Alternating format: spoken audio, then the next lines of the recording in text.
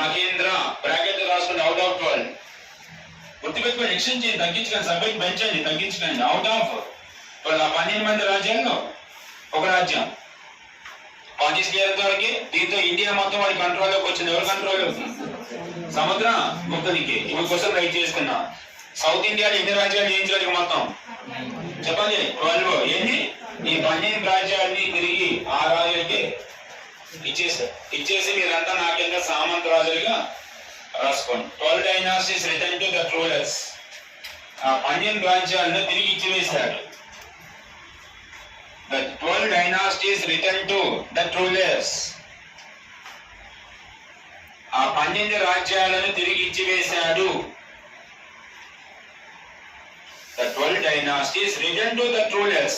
యుద్ధం చేసిన వాడికి యుద్ధం చేయని వాడికి మొత్తం కల్పించేసి రాజ్యం నాది, మా తరపున మీరు సామంత రాజుగా పనిచేయండి, సైన్యాన్ని మెయింటైన్ చేయండి, వచ్చిన ఆదాయంలో కొంత భాగాన్ని మాకు పంపించండి. మరి 12 రాజ్యాలు ఇచ్చేటప్పుడు వాళ్ళు ఒక సిద్ధాంతం మెయింటైన్ చేస్తాడు. ఇస్తాడని చెప్పడం గ్రహణం, మోక్షం, అనుగ్రహం. మీనింగ్ ఏం తెలుసా? గ్రహణం అంటే యుద్ధం చేయడం, అర్థమవుతుందా? మోక్షం అంటే రాజ్యాలు ఆక్యుపై చేసుకోవడం, అనుగ్రహం అంటే తిరిగి రాజ్యాన్ని ఇచ్చేయడం. ఎవరి సిద్ధాంతం? సముద్రగుప్త థియరీ. సముద్రగుప్తుని యొక్క సిద్ధాంతం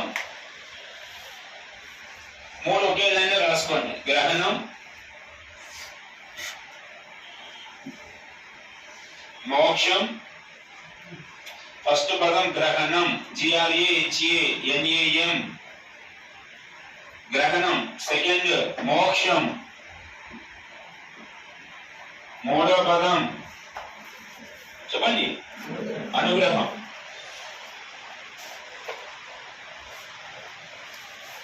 అనుగ్రహం 3 పదాలు రాస్తారా? జస్ట్ కోసం ట్రై చేస్తున్నా. ఇండియా మొత్తం వాళ్ళ కంట్రోల్లోకి వచ్చిందని. ఎవరి కంట్రోల్?